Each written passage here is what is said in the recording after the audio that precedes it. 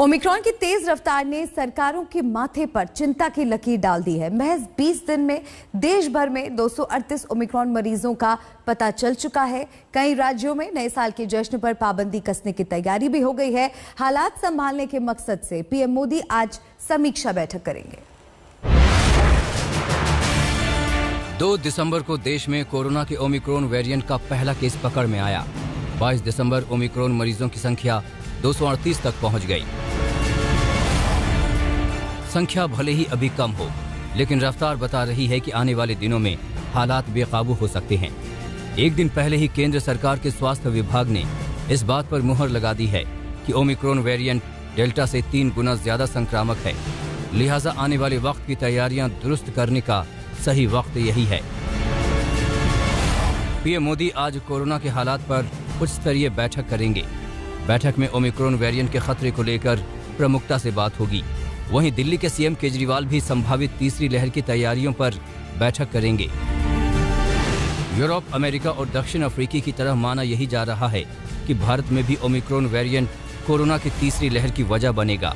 IIT Kanpur और IIT Hyderabad की joint study में कहा गया है कि फरवरी में देश में तीसरी लहर आ सकती है। स्टडी के मुताबिक तीसरी लहर के दौरान फरवरी के अंत तक देश में 1,50,000 से 1,80,000 रोजाना केस सामने आ सकते हैं। हालांकि ओमिक्रॉन से आने वाली तीसरी लहर इतनी घातक नहीं होगी जितनी डेल्टा वेरिएंट से आई दूसरी लहर थी। अनुमान ये भी लगाया जा रहा है कि तीसरी लहर के पीक पर पहुंचने के बाद डेली केसेस तेजी से नीचे आने शुरू हो जाएंगे।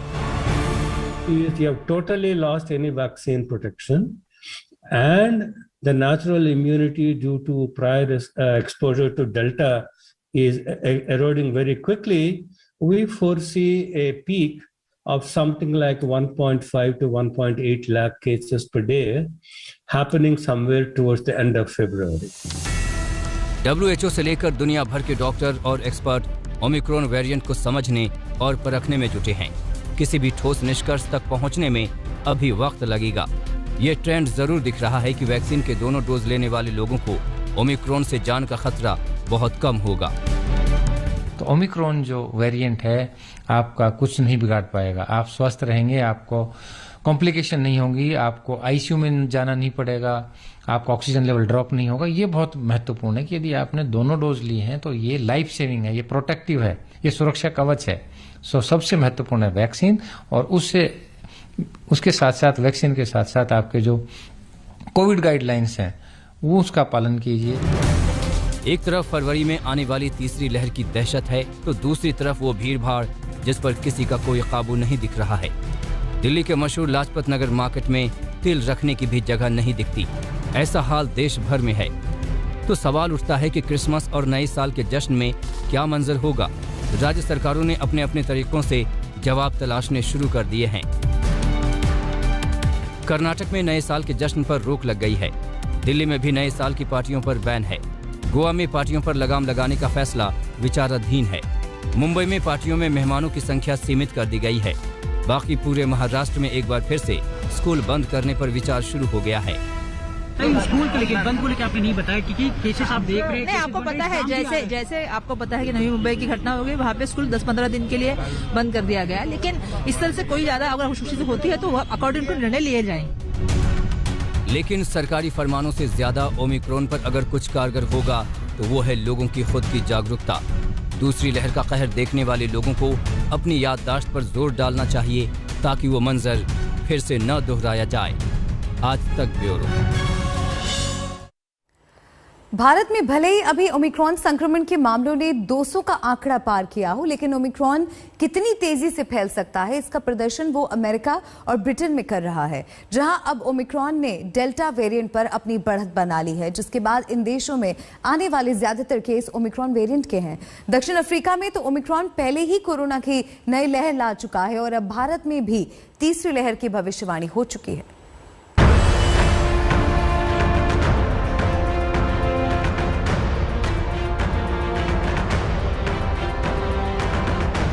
दक्षिण अफ्रीका में आ चुकी है, अमेरिका में आ चुकी है, ब्रिटेन में आ चुकी है, इजराइल में आ चुकी है और अब भारत में आना भी पक्का है। अब यह तय पाया गया है कि ओमिक्रॉन ही भारत में तीसरी लहर का कारण बनेगा। मैं तो पहले से ही बोल रहा हूं कि अगर जो हम अब एक्ट नहीं करेंगे, अगर जो ये फैल गया उस टाइम एक्ट करने का फायदा उतना पूरा नहीं होगा। तो जो भी कुछ करना है अभी करना है कि इसको हम, जैसे आपने देखा था कि पहली वेव में लॉकडाउन के माध्यम से जो प्राइम मिनिस्टर ने एकदम एक्शन लिया, जो अच्छा एक्शन था, उससे ये पहली वेव जो है वो कंट्रोल में आ गई। पर उसकी वजह से इकोनॉमिक कंडीशंस बहुत खराब हुई। तो सेकंड वेव में इकोनॉमिकली मतलब वो जो थी एक्टिविटी को ना रोकने के लिए लॉकडाउन वगैरह नहीं किया गया, पर वो 4 लाख तक पहुंच गई पर डे। अब हम ये चाहते हैं एज मेडिकल प्रोफेशनल्स कि इसको सीरियसली लिया जाए, और सीरियसली लेने के लिए पब्लिक को एहसास होना चाहिए, क्योंकि 3 तरफ की लड़ाई है। एक है गवर्नमेंट क्या रेगुलेशन बनाएगी, और गवर्नमेंट ने ऑलरेडी इस पे चर्चा शुरू कर दी है। दूसरा, पब्लिक क्या करेगी। पब्लिक अगर जो अपनी रिस्पॉन्सिबिलिटी नहीं समझेगी तो यकीनन बहुत प्रॉब्लम आएगा हिंदुस्तान को। कोरोना की तीसरी लहर अब ज्यादा दूर नहीं है। आईआईटी कानपुर और आईआईटी हैदराबाद की ज्वाइंट स्टडी में इसकी भविष्यवाणी की जा चुकी है, जो अन्य देशों में ओमिक्रॉन के फैलने के ट्रेंड पर आधारित है। इसमें दावा किया गया है कि तीसरी लहर के दौरान फरवरी के अंत तक देश में 1,50,000 से 1,80,000 डेली केस सामने आ सकते हैं। हालांकि ओमिक्रॉन से आने वाली तीसरी लहर इतनी घातक नहीं होगी जितनी डेल्टा वेरिएंट से आई दूसरी लहर थी। अनुमान ये भी लगाया जा रहा है कि तीसरी लहर के पीक पर पहुंचने के बाद डेली केस तेजी से नीचे आने शुरू हो जाएंगे। अंदाजा ये भी है कि तीसरी लहर के दौरान ओमिक्रॉन संक्रमण के केस तो बढ़ेंगे, लेकिन अस्पताल में भर्ती होने की दर बेहद कम होगी। ऐसा वैक्सीनेशन की वजह से होगा। You have totally lost any vaccine protection, and the natural immunity due to prior exposure to Delta is eroding very quickly.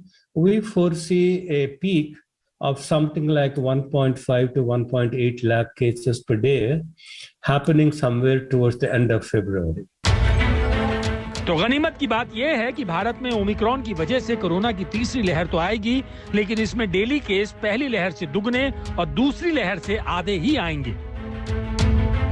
पहली लहर की पीक के दौरान भारत में कोरोना के एक दिन में सबसे ज्यादा 93,337 नए केस 19 सितंबर 2020 को दर्ज हुए थे, जबकि दूसरी लहर की पीक के दौरान भारत में एक दिन में 4 लाख से भी ज्यादा केस रिपोर्ट हुए थे। और अब तीसरी लहर की पीक में दैनिक मामलों का आंकड़ा 1,80,000 तक पहुंचने का अनुमान है।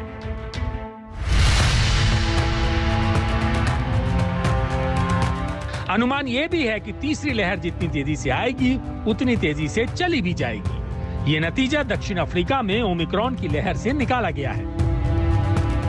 दक्षिण अफ्रीका में नए कोरोना मामलों की संख्या 3 सप्ताह में चरम पर जाने के बाद गिरनी शुरू हो गई है।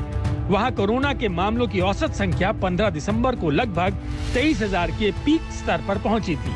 इसके बाद अब दक्षिण अफ्रीका में औसत संख्या 20,000 से नीचे आ गई है। दक्षिण अफ्रीका में नई लहर के पीक पर कोरोना से डेली डेथ का आंकड़ा भी औसतन 50 से नीचे ही रहा। दक्षिण अफ्रीका के मॉडल के आधार पर ही वैज्ञानिक भारत में भी तीसरी लहर की टाइमिंग को लेकर दावा कर रहे हैं। In fact, it will be a very, very sharp peak, very quick rise followed by very sharp decline.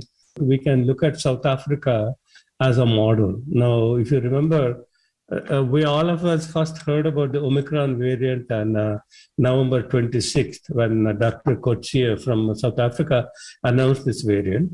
Already by December 14th, the number of cases had peaked in South Africa. That means that they had peaked in just under 3 weeks.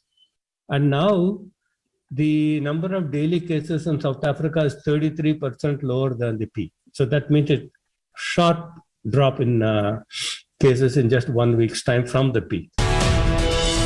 Bharat में अभी corona के daily case 7,500 के आसपास हैं, लेकिन expert चेतावनी दे रहे हैं कि जैसे ही ओमिक्रॉन डेल्टा की जगह लेने लगेगा, ये आंकड़ा तेजी से बढ़ेगा और यही कोरोना की तीसरी लहर का कारण बनेगा। स्नेहा मोरदानी के साथ आज तक ब्यूरो। ओमिक्रॉन वेरिएंट को लेकर अभी भी कई तरह के कंफ्यूजन है, लेकिन एक अच्छी बात यह है कि इसके संक्रमण से लोग गंभीर रूप से बीमार नहीं पड़ रहे हैं। दिल्ली में ओमिक्रॉन से संक्रमित पहला शख्स अब ठीक हो गया है। रांची के रहने वाले साहिल ठाकुर के तौर पर दिल्ली में ओमिक्रॉन का पहला केस दर्ज किया था, जिन्हें अब अस्पताल से छुट्टी मिल गई है। आज तक ने ओमिक्रॉन के पहले मरीज साहिल ठाकुर से इस वेरिएंट के असर को लेकर बातचीत की है, जो अपने आप में ओमिक्रॉन की पहली केस स्टडी है। साहिल, अगर आप हमें बता पाए, आप कहाँ गए थे, किस तरह से ये वायरस से इन्फेक्ट हुए, क्या पॉसिबिलिटीज लग रही हैं आपको? वही सर, मैं दुबई गया था, वहाँ से वापस आया। कितनी तारीख को आप गए थे? अगर थोड़ा जी वही अराउंड 21-22 को गया था, वापस आया, 10-12 दिन वहाँ रहा था। 6 को मेरा नेगेटिव अपना पॉजिटिव रिजल्ट आया, वहाँ से करा के मैं आया था। वहाँ दुबई में इट वाज नेगेटिव, तो 3 दिन के अंदर अंदर यहाँ आया तो वो पॉजिटिव हो गया। अभी मैंने ऑन द वे किया, फ्लाइट में ट्रांसमिट किया, एयरपोर्ट पर ट्रांसमिट किया, मुझे नहीं पता, बट समवेयर किया उसी बीच में। तो यहाँ वापस आया तो 6 को जब हुआ तो होम आइसोलेशन पे गया। तो 3-4-5 दिन घर पे आराम से रूम में रहा। उसके बाद गवर्नमेंट का फ़ोन आया कि आप ओमिक्रॉन वेरिएंट हैं, आपको शिफ्ट किया जाएगा LNJP। तो गवर्नमेंट लेने आई नीचे को, स्कॉट किया उन्होंने 2 PCRs के साथ LNJP। वहाँ से ये 12th को 11th को कॉल आया, 12th को मॉर्निंग में 8:30 पे उन्होंने कॉल्स करने चालू कर दिए कि हम नीचे खड़े हैं। I think by 10:30 AM I was at the hospital. तो बस वहाँ से फिर 3-4 दिन वहाँ पे रहा। ठीक था, not that bad of an experience. थोड़ा सा मेंटली चैलेंजिंग था, मैंने पहले भी यही सेम चीज़ बोली थी, because of since all the sick people are there with you and you don't feel sick। क्या एक्सपीरियंस था, क्या सिम्टम्स थे आपके अंदर? किसी तरह की कमजोरी थी? जिस तरह से हमने सेकेंड वेव में देखा था, जब नया वेरिएंट डेल्टा को लेके हुआ था, तो लोग बहुत परेशान हो रहे थे। आपका एक्सपीरियंस क्या रहा ओमिक्रॉन में? सर, मुझे पर्सनली कोई सिम्टम्स नहीं है। Again I would say this again, body to body vary करता है। मेरे साथ ऐसा नहीं हुआ। आई वाज लकी इनफ कि मेरे को कोई इफेक्ट नहीं हुआ। मुझे छू के चला गया शायद, बिकॉज मेरा जो वायरस काउंट होता है वो भी बहुत ज़्यादा नहीं था जब मेरा टेस्ट आया था। इट वाज आई थिंक 26-27, तो विच इज़ मॉडरेट। तो मुझे तो नहीं हुआ, मुझे बाकी को नहीं पता, बट मुझे ये पता उस हॉस्पिटल में जितने लोग थे उनको भी, मेजॉरिटी को कोई सिम्टम्स नहीं थे। ट्रांसमिशन रेट को लेके कई सारे सवाल हो रहे हैं। आपके साथ घर में 3 और लोग रहते हैं, क्या उनको किसी तरह की दिक्कत हुई? उनका ओमिक्रॉन मतलब कोविड टेस्ट कराया आप लोग? मैं एक्चुअली सैटरडे को वापस आया था, लाइक आई सेड। संडे को मैं अपने 2-3 फ्रेंड्स से मिला था। I called them home. मेरा ग्रुप है 4-5 दोस्तों का, तो वो भी मेरे घर आए थे, वो भी मुझसे मिले। और मेरे दोस्त लोग, मेरे फैमिली तो मुझसे मिली ही थी, तो किसी को भी सबने, because just to be sure, सबने अपना टेस्ट कराया था, सब नेगेटिव आए हैं। क्या आपने वैक्सीनेशन ले रखा था? क्योंकि ये बहुत बड़ा फैक्टर सामने आ रहा है। डबल वैक्सीनेटेड हूँ सर मैं। आई टुक माई सेकेंड वैक्सीनेशन 9 जून को, कोवैक्सीन। ओके जी। तो जो ट्रैवल हिस्ट्री है आपकी, उसमें कहीं कुछ लगा कि आप दुबई गए, दुबई से किसी और कंट्री भी गए थे, या फॉरेन नेशनल से वहाँ मिले थे? फॉरेन नेशनल से तो मिला था, because since there are many people there, वहाँ पे वो पूरा हब है, हर नेशनैलिटी से लोग वहाँ आते हैं to carry on their business, to search for prospects and everything. तो मिला तो मैं बहुत लोगों से था, बट अभी ये नहीं पता किससे क्या हुआ। बट मैं दिल्ली दुबई डायरेक्ट गया था, दुबई दिल्ली वापस डायरेक्ट आया हूँ, तो मैं कोई ऐसा किसी और जगह पे वाया नहीं गया जिससे कि मुझे कुछ हो। बट वही बहुत लोगों से मिला यार, बहुत लोगों से, तो हो सकता है किसी ना किसी से मैंने कैच कर लिया हो। जी, जो लोग, कई लोग अभी ओमिक्रॉन को लेके बहुत क्यूरियस हैं कि है ना, तो उनको क्या कहना चाहेंगे आप अपने एक्सपीरियंस के साथ? सर, कहना यही चाहूँगा कि if it all this is mild. हमने हर जगह देखा है कि शायद ट्रांसमिशन जल्दी होता है, बट ये माइल्ड है। Still this is Covid. अगर कोविड है तो आपको आइसोलेट करना है, अगर कोविड है तो आपको मास्क पहन के रखना ही है। बिकॉज अगर आपको कुछ नहीं है और आपको पता नहीं है, तो आप इसको और आगे कहीं भी स्प्रेड कर सकते हो। बिकॉज मुझे नहीं पता था ना, मुझे पता लगता अगर मैं टेस्ट ना कराता तो आप कहीं भी इसको स्प्रेड तो कर ही सकते हो। तो obviously isolate yourself if it all you think there is something wrong.